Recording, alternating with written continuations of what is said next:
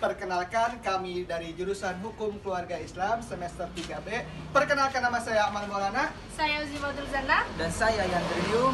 Dengan adanya video ini, kami ingin menyampaikan sebuah materi dengan judul pemakaian hukum asing. Untuk materi selanjutnya, bisa dilihat dari video selanjutnya.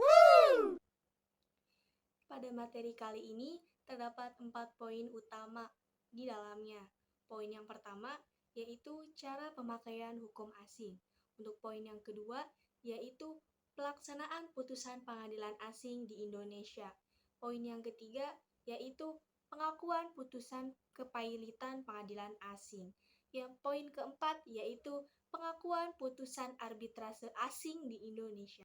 Untuk penjelasan lebih lanjutnya, bisa menyimak pada video ini. Untuk poin yang pertama, yaitu cara pemakaian hukum asing. Pemakaian hukum asing tidak hanya hukum asing yang tertulis atau perundang-undangan saja, melainkan juga hukum asing tidak tertulis, yaitu hukum kebiasaan, jurisprudensi, doktrin, atau pendapat para ahli hukum dari negara yang bersangkutan. Pemakaian hukum asing dalam hukum perdata internasional dapat dikelompokkan sebagai berikut. Yang pertama yaitu hukum asing dianggap sebagai hukum atau regulation. Hukum asing dianggap sebagai hukum apa sih? Hukum yang harus dilakukan, didalilkan, dan dibuktikan oleh para pihak. Dalam perkembangannya, terjadi pelunakan bahwa hukum asing ini diperlakukan seperti fakta atau legal fact karena harus dikendalikan dan dibuktikan dalam tiap perkaranya. Yang kedua yaitu hukum asing dianggap sebagai fakta atau regularity.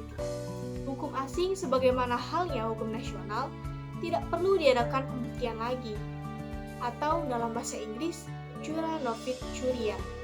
Hakim harus menggunakan hukum asing secara ex officio karena jawabannya juga bila tidak didalilkan dan tidak dibuktikan para pihak.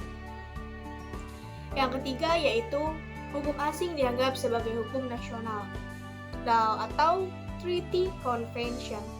Hukum asing ini harus diperlakukan seperti ia berlaku dalam praktik hukum negara asalnya, seperti dipergunakan oleh hakim asing bersangkutan. Bukan hanya undang-undang tertulis, tapi juga hukum yang tidak tertulis, seperti kebiasaan atau hukum adat, jurisprudensi, dan doktrin yang diperlakukan oleh para ahli hukum. Untuk poin yang kedua, yaitu pelaksanaan putusan pengadilan asing di Indonesia.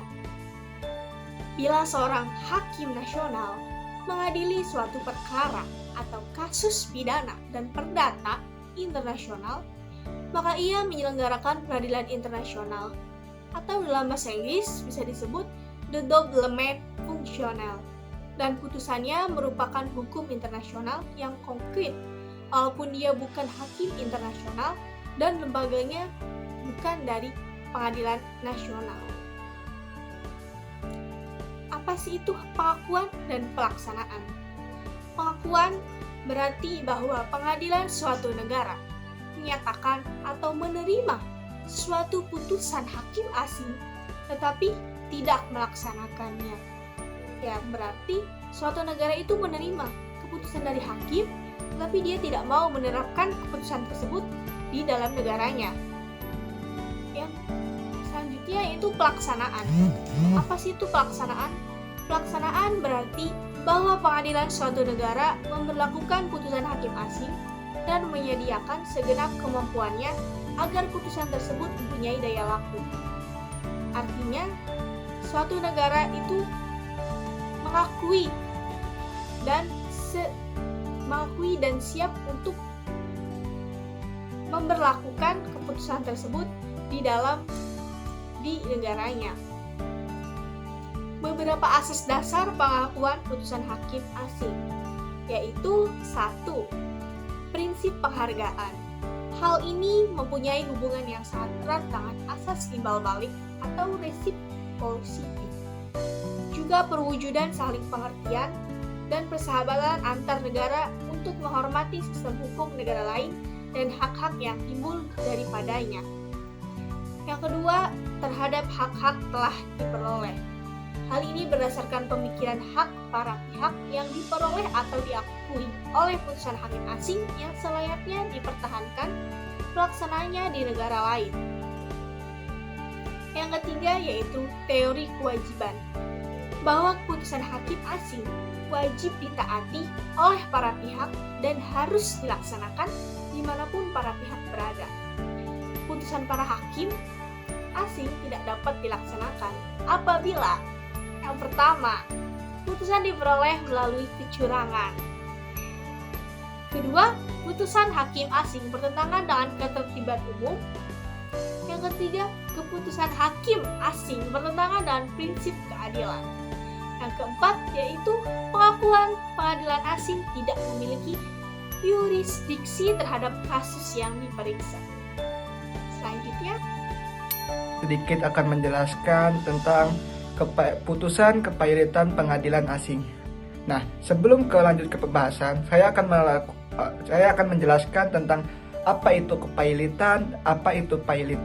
Nah, pailit yaitu merupakan suatu keadaan di mana debitor tidak mampu untuk melakukan pembayaran terhadap utang-utang dari para kreditornya. Nah, sedangkan biasanya itu disebabkan karena ketidakmampuan atau kesulitan keuangan, kondisi keuangan, atau juga bisa disebabkan karena kemunduran faktor-faktor ekonomi. Nah, sedangkan kepailitan itu merupakan suatu putusan pengadilan yang mengakibatkan sita umum atas keseluruh kekayaan debitor pailit. Kata pailit yang dalam arti bahasa Inggris yaitu bangkrut berasal dari Undang-Undang Italia yang disebutkan dengan bancarupta. Putusan kepailitan pengadilan asing merujuk pada putusan resmi yang dikeluarkan oleh pengadilan di negara lain yang menyatakan bahwa suatu perusahaan atau individu dinyatakan pailit. Pailit ini dalam konteks berarti perusahaan atau individu tersebut tidak lagi mampu untuk membayar utang-utangnya dan asetnya harus dijual untuk membayar para krediturnya. Nah, selanjutnya itu pengakuan putusan kepailitan pengadilan asing. Nah, putusan kepailitan pengadilan asing untuk dilakukan di negara lain yang telah diupayakan pembentukan perjanjian perjanjian antar negara, perjanjian internasional yang mengatur tentang eksekusi putusan pengadilan.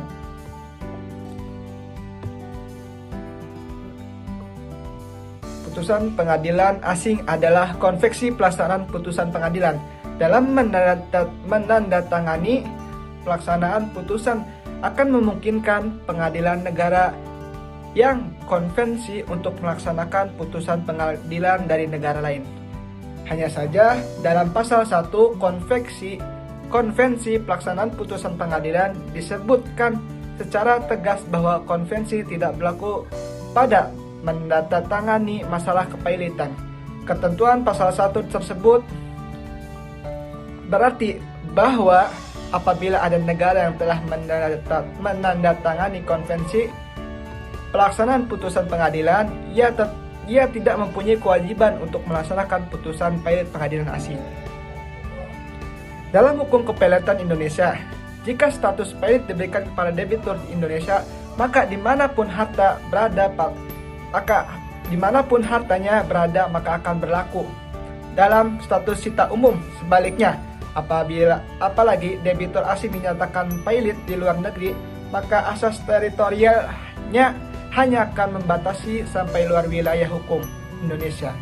Jadi, kalau seandainya debitur asing tersebut memiliki aset di Indonesia, maka aset tersebut menurut hukum Indonesia bukan aset yang berada dalam sita umum.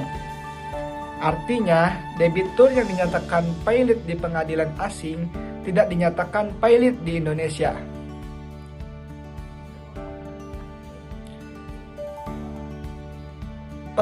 Pengakuan proses kepailitan asing. Perwakilan dari proses pengadilan kepailitan asing dapat mengajukan permohonan kepada pengadilan di negara lain untuk mengakui proses putusan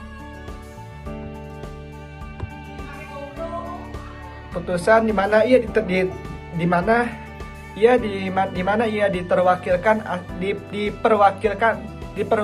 asing dapat mengajukan ke pengadilan untuk mendapatkan pengakuan atas proses luar negeri di mana perwakilan asing tersebut ditunjuk. Permohonan pengakuan terhadap proses dan putusan pilot asing ini harus memenuhi syarat seperti kepastian. Hal ini dijelaskan dalam bab 3 ayat 15 bab 3 pasal 15 ayat 1. Perwakilan asing dapat mengajukan permohonan kepada pengadilan untuk mendapatkan pengakuan atas proses luar negeri, di mana perwakilan asing tersebut ditunjuk. Nah, permohonan pengakuan terhadap proses dan putusan pilot asing ini harus memenuhi syarat-syarat yang memberikan kepastian kejelasan atas proses hukum asing yang berlangsung. Persyaratan ini menjadi bahan pertimbangan hakim yang menerima permohonan untuk kemudian menerima atau menolak sebuah permohonan. Pengakuan putusan pilot di pengadilan asing dengan syarat yang pertama, adanya salinan resmi putusan pengadilan dan menunjukkan perwakilan asing atau kurator asing. Yang kedua yaitu adanya surat keterangan yang menjelaskan tentang proses pengadilan dan menunjukkan perwakilannya kepada pengurus atau kurator. Nah, yang selanjutnya, kalau seandainya jika terbukti dua bukti di atas tidak ada, dapat menyertakan bukti lain yang dapat diterima dan diakui oleh pengadilan yang bersangkutan tersebut. Dengan dijatuhkannya putusan pilot, maka kreditur lain dapat beramai-ramai mengajukan tagihan utang-utangnya.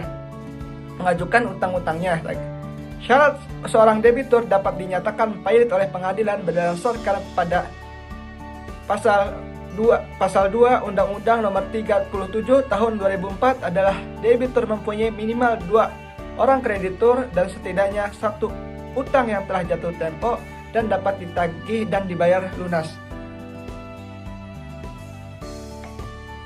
Penyelesaian utang dengan kepailitan berakibat semua harta benda pilot dalam keadaan disita oleh pengadilan.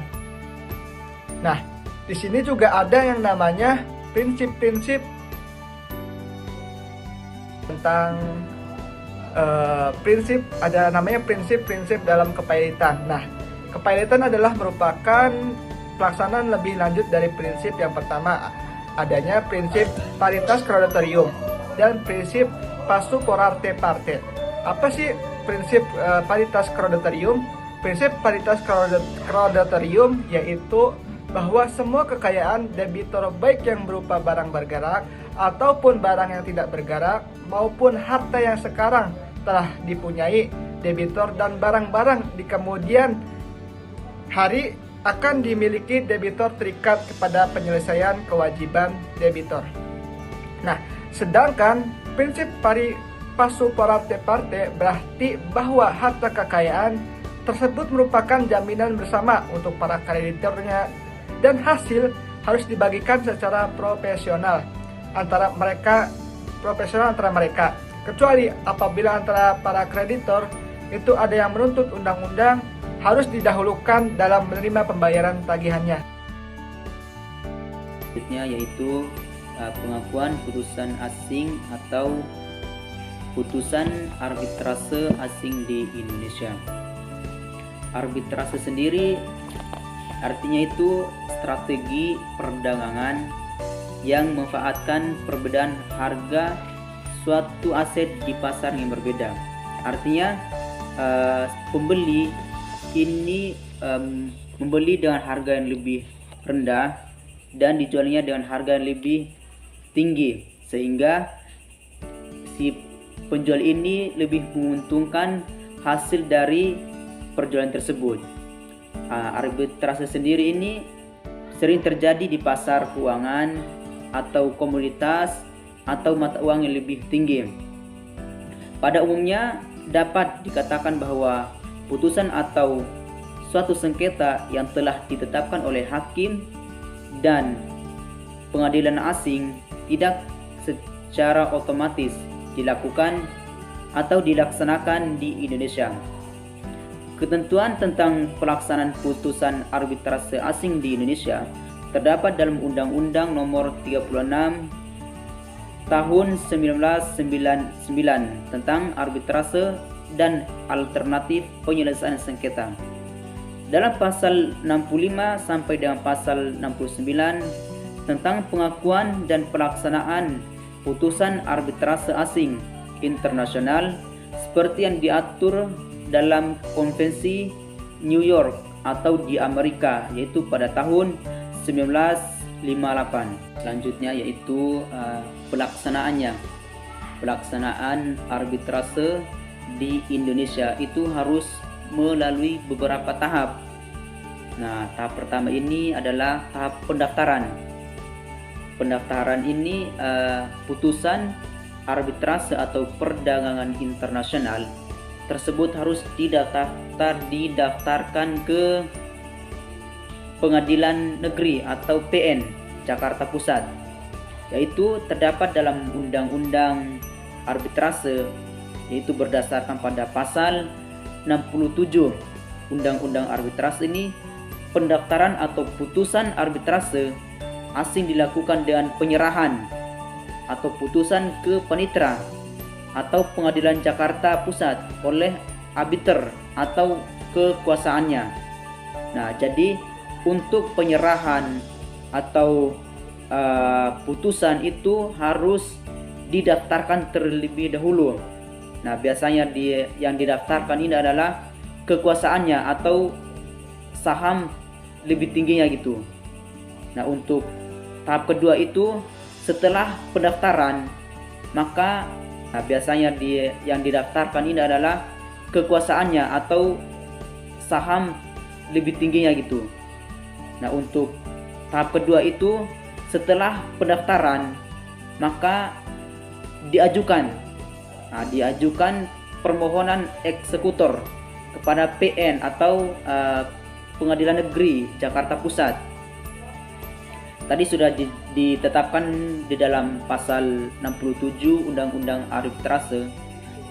Terhadap permohonan ini, biasanya Ketua Pengadilan Negeri itu akan mengeluarkan perintah yang mengakui dan memerintahkan pelaksanaan putusan arbitrase asing ini. Jadi setelah pendaftaran atau tahap pendaftaran ini biasanya diajukan terlebih dahulu. Nah, yang bisa mengajukan ini adalah tadi si arbiter atau kekuasaannya. Nah, yang ketiga atau yang terakhir yaitu setelah perintah atau setelah diajukan oleh ketua PN, maka akan diterima atau disahkan oleh pelaksanaan selanjutnya, dilimpahkan pada ketua Pengadilan Negeri atau PN yang memiliki kompetensi relatif untuk melaksanakannya. Nah, ini ditetapkan lagi dalam pasal 69 ayat 1 tentang Undang-Undang Arbitrase. Itu tata cara pelaksanaan eksekutor atau eksekusi sendiri itu dilakukan sesuai dengan ketentuan hukum acara perdata. Nah, jadi setelah pendaftaran, yaitu setelah diajukan, maka akan adanya perintah dari PN atau Pengadilan Agama. Nah, setelah ada perintah, maka bisa diterima. Nah, bisa diterima oleh pelaksanaannya atau diterima oleh PN itu sendiri. Pada intinya yaitu putusan suatu sengketa yang telah ditetapkan oleh pengadilan asing itu tidak secara otomatis itu ditetapkan oleh hakim atau pengadilan asing, tapi harus melalui beberapa ketentuan tentang pelaksanaan itu atau tentang putusan arbitrase tersebut. Nah, ini pun sudah ditetapkan dalam Undang-Undang Nomor 30 tahun 1998. Nah, baik, untuk selanjutnya yaitu ada Konvensi New York 1958 atau Perjanjian 1958. Indonesia adalah salah satu negara yang merupakan salah satu anggota dari perjanjian tersebut. Biasanya anggota ini mengakui dan melaksanakan putusan dari sengketa tersebut. Nah, konvensi ini mengatur prosedur dan syarat yang harus dipenuhi untuk melakukan perjanjian tersebut. Nah, adapun syarat pengakuan ini untuk mengakui putusan dari arbitrasi atau putusan sengketa. Nah, yang pertama ini ada putusan berasal dari lembaga arbitrasi yang kompeten. Nah, yang kedua ada pihak dalam arbitrasi yang harus memiliki kesepakatan untuk arbitrasi atau putusan sengketa. Dan yang terakhir ada putusan tidak bertentangan dengan kebijakan publik Indonesia. Nah, dari syarat ini mungkin yang lebih mencolok adalah putusan tidak bertentangan dengan kebijakan publik Indonesia. Nah, adapun yang keempat itu adalah prosedur pengajuan. Nah, prosedur pengajuan ini adalah pengajuan permohonan pengakuan putusan sengketa asing dilakukan di pengadilan negeri. Pengadilan negeri adalah setempat. Pihak yang mengajukan harus melampirkan salinan atau putusan dan dokumen-dokumen penduduk yang lainnya. Artinya ketika kita mengajukan permohonan itu harus memerlukan yang namanya dokumen atau dokumen-dokumen yang perlu kita berikan pada pengajuan tersebut. Nah, yang selanjutnya ada kepentingan hukum. Nah, kepentingan hukum ini putusan dari sengketa asing yang sangat penting. Nah, yang sangat penting untuk meningkatkan kepercayaan investasi asing dan mendukung perdagangan internasional. Nah, adanya kepentingan hukum ini untuk meningkatkan kepercayaan kita, untuk meningkatkan perdagangan kita dalam. Sekian penyampaian materi tentang pemakaian hukum asing dari kelompok kami. Terima kasih telah menonton video ini. See you next time.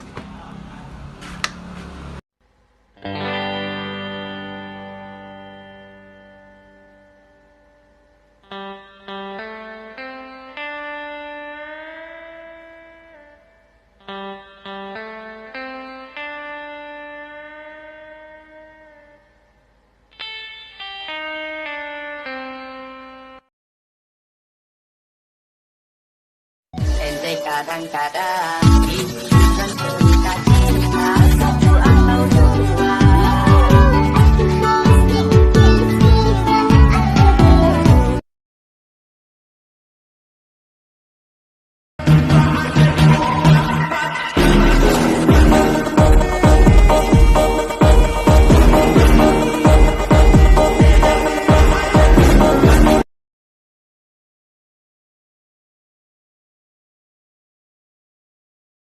Where can I see all the wealth, eh?